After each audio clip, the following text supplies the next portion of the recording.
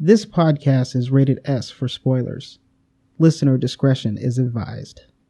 Don't forget to view our spoiler-free companion video on our Half Past Podcast channel on YouTube.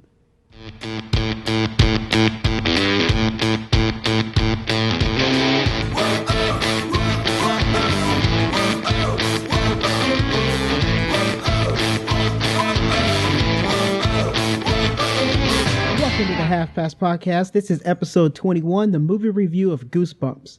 We will also be discussing about the Peanuts trailer. I'm Graham Ricks, and here with me is my friend and co-pilot Ian Jones. Oh, hey, buddy. How you doing? Doing all right. Kind of busy today. Yeah. How about that? A twofer, huh? Yep, 2 episodes this week. All right. Let's get to it. All right, so let's get into the Peanuts trailer. First thing I'd like to say is there's really not much at all in this trailer. Like, they're not showing what it's about at all. It looks like it's just a extended episode of Peanuts, and that's about it. Well, and I've been not shy about saying that I have no interest in seeing this movie. Oh, jeez. Because the Peanuts movies in the past have just been awful. Like, they are just the most depressing. Like, all those specials they did. I'm sorry. I just don't see how this could be much better. Wow. It's just, it sucks to be Charlie Brown. And That's weird, man. Not in a fun way, either. That's so weird because I have always liked Peanuts, and I've liked very specific movies, especially the one where they go down the river in the race. I cannot remember the name of that one for the life of me, but that one's like one of my favorite ones. Well, it must be good, seeing as you can't remember the name of it. Well, they all have weird names. It's just like, you know. I know. I get that, but wow, talk about wanting to. But I mean, I don't know what to tell you. Like, when I watched this movie, I was probably 10. It was decades ago. I can say that now. Decades ago. Yeah, I know. I'm seeing the crow's feet and stuff too, and wondering what the hell happened. Oh, just the other day, man, I was like, oh shit, we're gonna have to go and bleep that out. When did this happen? Man, that is awesome.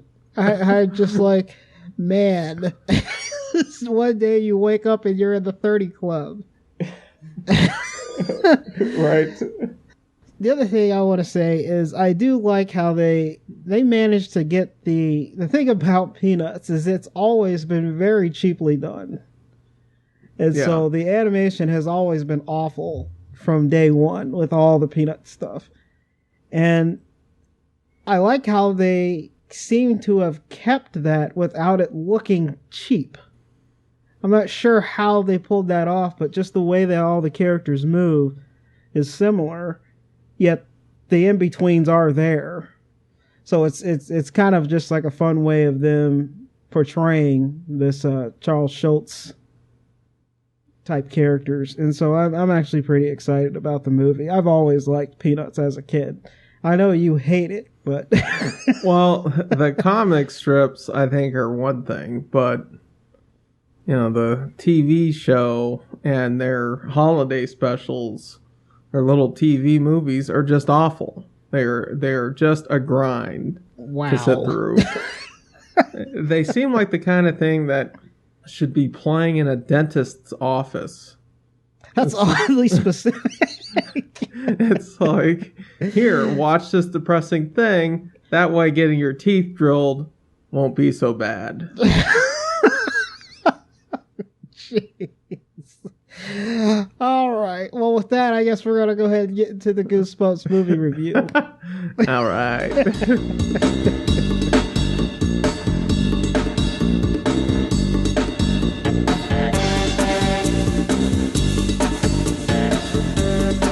A group of teens, including the daughter of young adult horror author R.L. Stine, accidentally set free the writer's imaginary monsters on the town of Madison, Delaware. You know, by the way, speaking of that, Why is it that IMDb says Greendale, Maryland, when that's not what it is? They're wrong. Yeah, they're just wrong. Maybe that's where it was filmed in Maryland. But you're right, it is Madison, Delaware. Yeah. This movie is directed by Rob Letterman, who also did Shark Tale, Monsters vs. Aliens, and Gulliver's Travels, which means he's worked with Jack Black before. Yeah. Starring, of course, Jack Black as R.L. Stine. He also did the voice of Slappy and the Invisible Boy. He was in Shallow Hal, Nacho Libre, and of course, he's the Kung Fu Panda. Yeah, that's probably the best thing he does, right? Is Kung Fu Panda. Yeah, he is great as Kung Fu Panda. Yeah, he is awful in King Kong. So you never know what version. Are you going to get Nacho Libre? Which is fine when he starts speaking in an Italian accent because it's just such a weird delight. Oddly enough, you can definitely get both of our opinions of Jack Black in the Pixels podcast. Right, yeah. If Josh Gad was in this movie, I would not have gone to see it.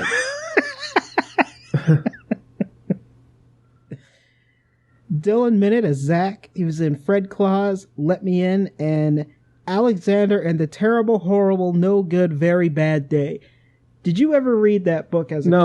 No, I did not. I actually read that book as a kid, and there's a lot of those movies coming out lately, like all these that were these kids' books, and I, oddly enough, haven't seen a lot of them.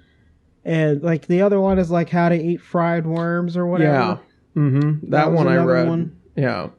I did end up seeing what is the name of that movie with the monsters? Godzilla. No, the book one. The kids' book. Jumanji? Where the Wild Things Are. Oh, that. I saw that movie, which actually is pretty good. Yeah, well, I'll tell you, Fried Worms was such a huge waste of space. It just it was awful. It's nothing like the book at all, and it's got the worst acting performances. That's upsetting because I actually really liked that book as a kid. Odea Rush is Hannah. She's been in some TV roles. She was in The Odd Life of Timothy Green and The Giver. She was born in Israel. Ryan Lee is Champ. He was in The Trophy Wife, the ABC TV series, Super 8, of course, and This Is 40. Super 8. Such a fun young actor, huh? Yeah, right? He's and I love that he makes a comment about who's going to be the wingman when he's clearly like the best kind of sidekick you could have. I know, right? He's actually, when I saw the trailers, I thought that he was going to be a very annoying character, but he actually is a pretty likable character in this movie. Amy Ryan as Gail. She's been in a ton of TV stuff. She was in War of the Worlds, Gone Baby Gone, and Birdman. She's incomparable. The incomparable Holly from The Office. Yes. Jillian Bell is Lorraine. She was in Bridesmaids, 22 Jump Street, and of course a bunch of TV roles. And that's all the characters, Joe, as I trimmed the fat off of this one. Yeah, good. All right. There's really all I was looking at that other list. I'm like, there's really no one else in the town, right? No, there's really just nobody else throughout this movie. So let's go ahead and get into our quirks and likes.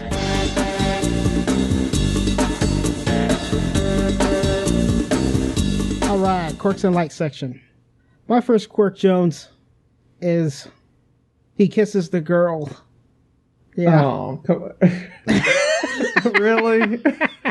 I mean, I get it, but come on. Susie Q ending? That's right. Susie Q, you know what I'm talking about. I know you saw Susie Q. I did see Susie Q. And he didn't get to kiss her there, but come on. Man. Well, yeah. You want to see it weirdly, though, in this movie, right?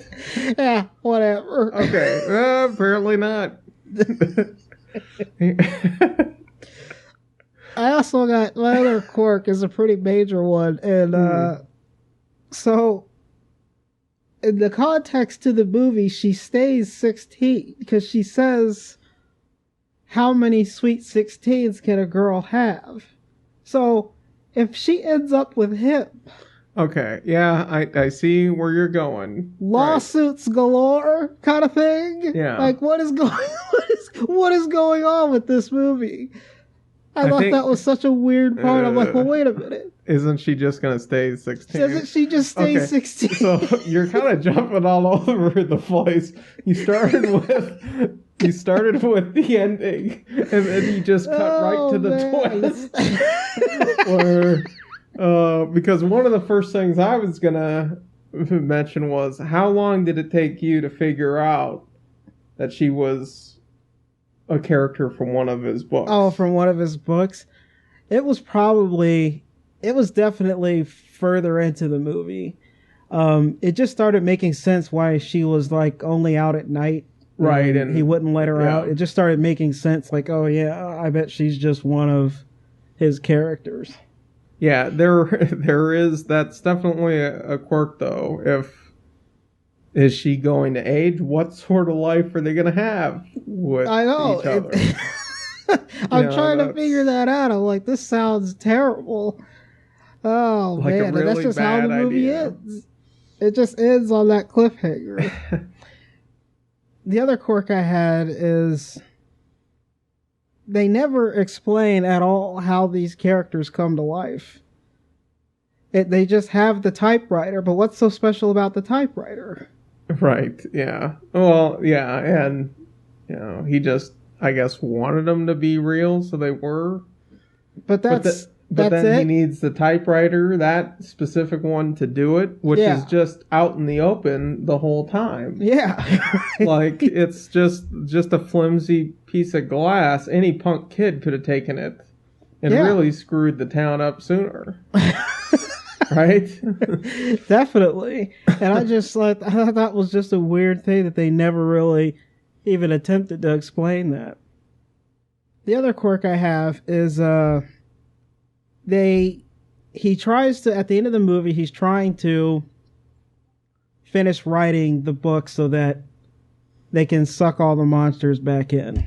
Well, Slappy ends up breaking his hands inside the typewriter case. He slams it down and it breaks his hands. Yet he's oddly doing all these other things except not being able to write for some weird reason. So he's like opening the door, he's driving, he's doing high fives. Well, but if you see him when he's driving, he isn't using his fingers. No, he's I using get that. His palms. But he still had to start the car. Yes. The bus, I mean. How did he start the bus? He still had to start the car. And it's just, I like the whole time I'm just like, he's doing a lot of stuff with a broken hand. Yeah. And even, it's not like his hands weren't broken anymore. Like he reaches in and gets the glasses and he's able to, put the glasses right back on. No problem at all. Okay. I almost feel like he was just faking it. You write this. That's actually all the quirks I have in this movie. So what do you got, Jones? I hope you got a few. Nice. Yeah, okay. Well, some of them you weirdly touched on. Yeah, the magical typewriter, which they never explain. No. And there is some stuff here that they just sort of gloss over. Yeah. But, the fact that it's really just out in the open, and I'm not sure why the school has it anyway. I have no idea. They don't really explain that. No, they don't. Like, why would the school have R.L. Stine's typewriter? It's not like they didn't explain, like, oh, this is where he grew up. As far as you know, they're moving around all over the place. Especially if they just moved there, too. Yeah, and they had just moved there, too. So it was a weird thing that they just glossed over on that. Which, that actually brings me to the first thing I noticed right away, because the movie starts off with them going somewhere, coming to this new city. And that's every time in a movie when someone moves to a small town, they're the new person in town. Everyone is always trying to get with them. It's crazy. Oh, yeah. Like, all the single people are like, wait a minute, is he single? Is she single? They're all showing up. Like, even from, like, this is a bad example, but from Twilight to Problem Child. Yeah. Whenever someone moves... Whoa, right, Problem Child, right? Wait a minute. You just brought up Problem Child, sir. Yes, Holy crap. That movie came on TV, like, a few months ago, and I'm like, I completely forgot about this movie, and it is awful, but it's fun. It's great. And I couldn't believe you brought that up. Oh, I haven't heard about Problem that movie Child, in years. Since we're on the subject, since it'll probably never come up again, I used to get into so much trouble because of that movie. My mom told me I was not allowed to see that movie under any circumstance. Okay, this is going to turn into a couple of stories here. Oh, that's fine. Let's go. Okay, she said, under no circumstance are you allowed to see that movie to me. And so my half brother took me to see it. Yeah. And he took me to see the sequel too. I think I didn't see the first one, but I saw the sequel. Okay. And so I knew it was a hot button issue. But the first thing is there's a scene where they start puking everywhere. He makes like everyone sick and they're puking everywhere. I started throwing up in the movie theater. Oh, like that's how gross it was. Oh, and I felt we had to keep moving places, and we left our stuff there. So after the movie was over, I had to go back there and get my backpack. And there was a kid I felt so sorry for him. This teenager is like, oh man, he's like the only one working. But and I felt so bad. I was like, oh, I need my backpack. And so he obviously knew it was me. I felt so bad because there was so much vomit. I didn't even eat that much that day, and it was just nonstop. That's incredible. I've never heard that story before. Oh, I know. It's because Problem Child's never come up. And, man. The other thing is that face he makes, that sort of frown and scowl thing, which is on all the posters. Yeah. I would make that and get into so much trouble. And I knew I knew before I made that face that I was going to get grounded. And one time I made it and I got chased out of the house. I couldn't believe it. I was running for my life. Total Sinbad style. Oh, that's awesome. Oh man. That's great. Oh. So anyway, everyone who moves to a small city gets hit on. I like a good tangent. Yeah, that's my full circle. One of the other things, I've never seen an oven with a fire like that. Oh, like when those gnomes are trying to throw Jack Black into the fire. Yep. That oven fire is ridiculous. Oh yeah. My goodness, it's like something out of Hansel and Gretel. Yep. The other thing which we kind of talked about is I kind of figured out pretty quickly that she wasn't real. Yeah. And they don't even really show that till like deep into like the second act. Yeah, I mean, if you were keeping things that were that dangerous around, I don't know why you would keep your daughter near them unless she was one of them. The other thing is the damage to the city. It's just this little town, and there's a giant praying mantis. Oh yeah, running around destroying all the buildings. Cost-wise, I think that family would get run out of there. Oh, you would think, but apparently everything's okay, and they have. You see the scene of them fixing everything up, and everything's okay. Because small towns stick together, Jones. Yeah, apparently they are well insured too. Because their city hall got annihilated. Yep. Maybe that was just a giant library. In that case, good riddance. They're just like, we didn't want this library anyway. Oh, man. I think that's it for quirks for me. I think you kind of touched on some of them. Okay, well, let's get into the likes then. I guess the first thing I want to say is that this was actually just kind of a real fun movie.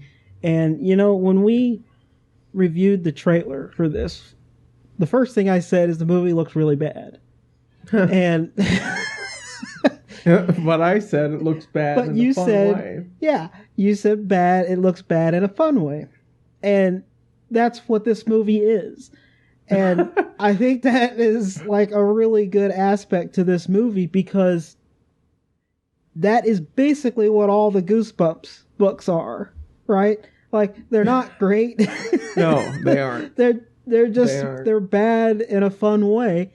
And R.L. Stine knows that. And this movie captures that perfectly. It's the perfect Goosebumps movie. I thoroughly enjoy, and you'll probably like this too, because when we did the trailer, you said that the creepiest villain in all the Goosebumps movies was Slappy. A puppet named Slappy. Mm-hmm. And I agreed with you during that podcast. I just happened to listen to it like on the way to the movie theater. And I think it was, I think it's actually the Pixels one, right? Yeah, it's the Pixels one. And so then we were talking about it and I agreed with you that I hope that there's more to this movie with Slappy. And sure enough, he's like the main villain of the whole movie. And so I just really enjoyed seeing him there. Oh, yeah. I am so glad he didn't just show up. Yeah. Just to be there. Yeah. And even his character was just really fun. Like, I liked him driving around.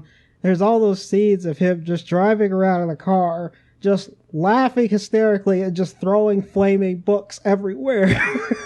He's just like a really fun character. And I thought that was great. I really, really love that they kept the art style of all the books.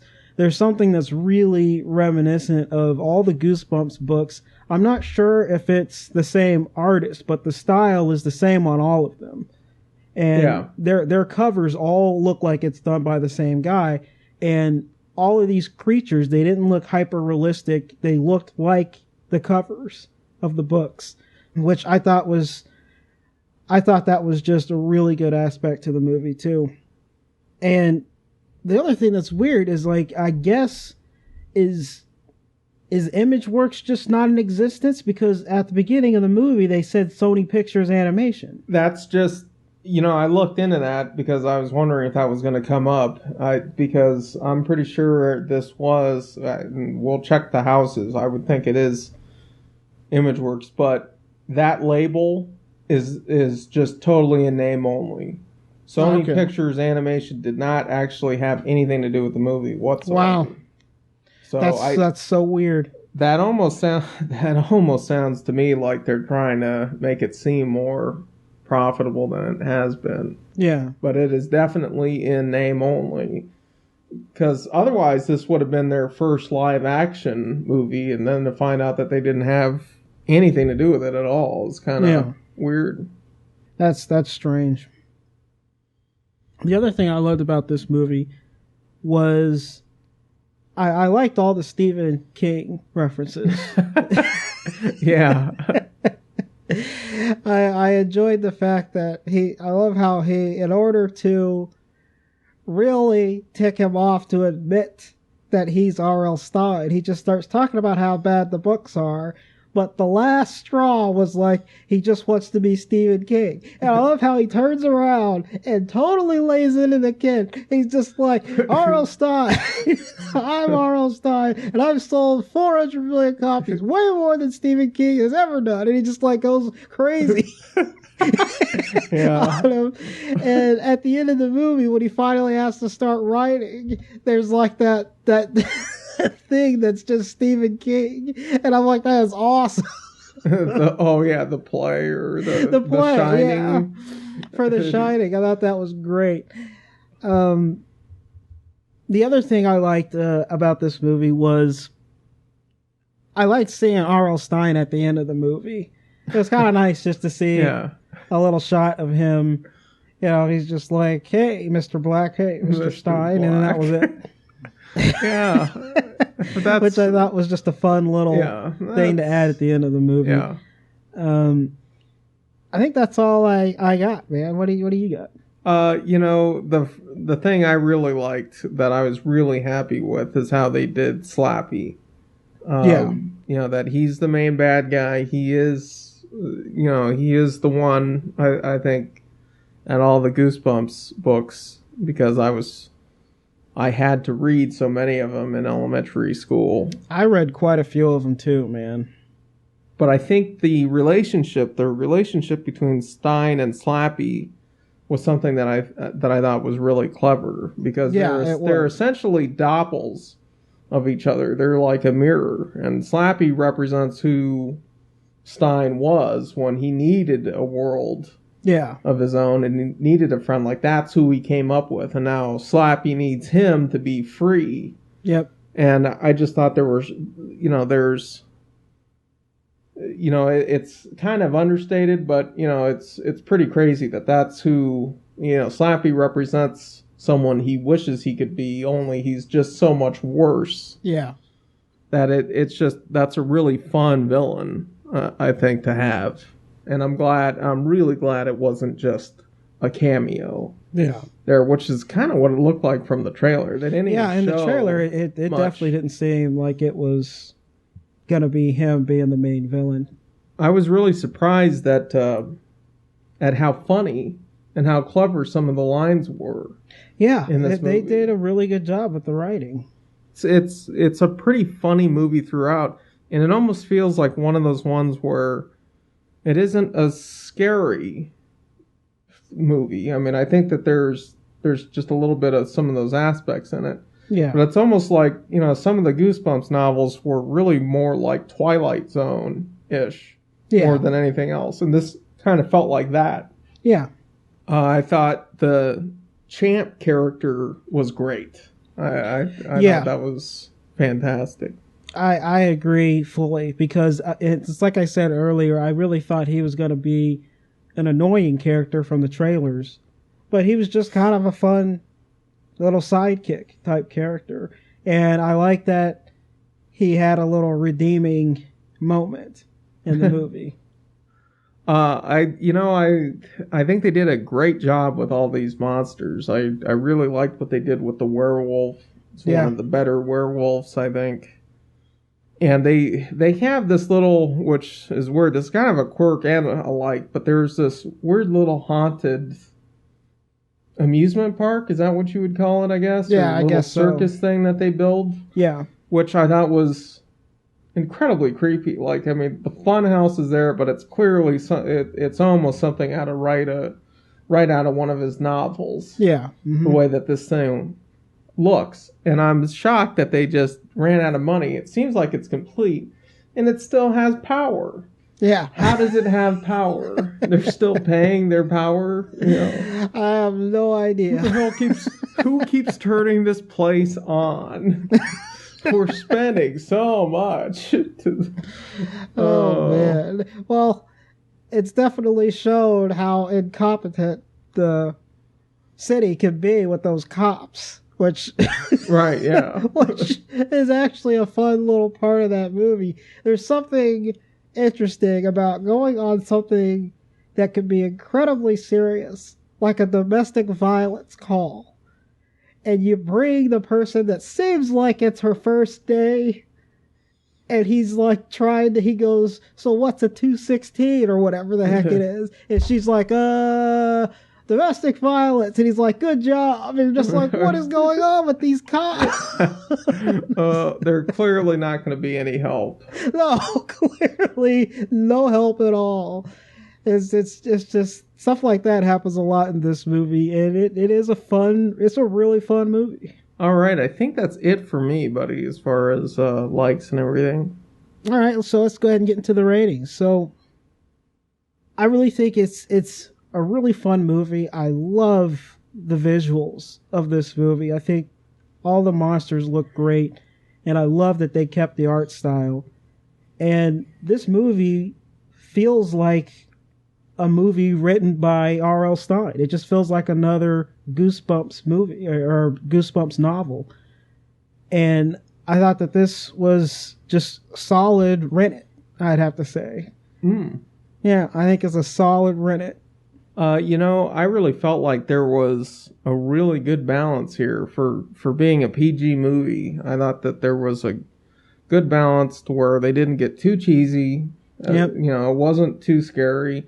I thought it was surprisingly watchable. A lot of times we say that, a negative is that this is a kid's movie. This is a kid's movie, but I mean, I think it's really well done. I think that there's definitely some little inconsistencies that you brought up, but I think overall it is entertaining enough and it's fun enough to where, I say go see this movie. Oh, all right. You're gonna say full on see Yep. it. Okay, that's fine with me, because I actually, personally, if I take my criticism out of the rating, I actually wouldn't mind owning this movie, because it's just kind of a fun thing, and I'm a fan of Goosebumps just from being a kid. Yeah, there's that sentimental. Yeah, there's a sentimental aspect to it, and frankly, it brings out the 10-year-old in me when I watched it. So, I mean, I definitely agree. It was a fun movie. So, all right.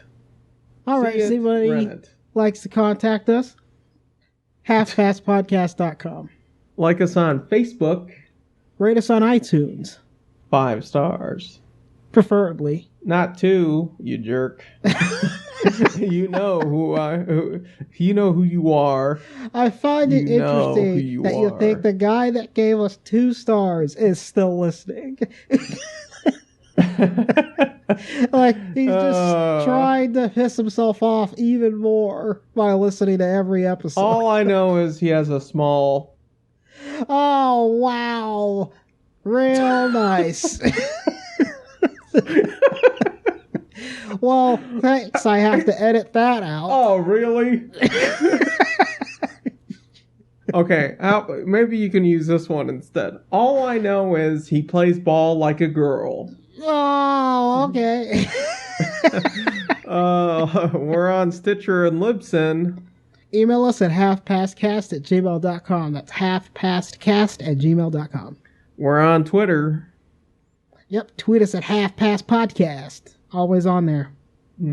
Thank you for listening, and thanks for your support. Next week we have The Last Witch Hunter. That's Vin Diesel with hair. And then Vin Diesel without hair. The way God intended him to be. Hairless. Oh, that's great. This is the Half Past Podcast. I'm Graham Ricks. Jonesy.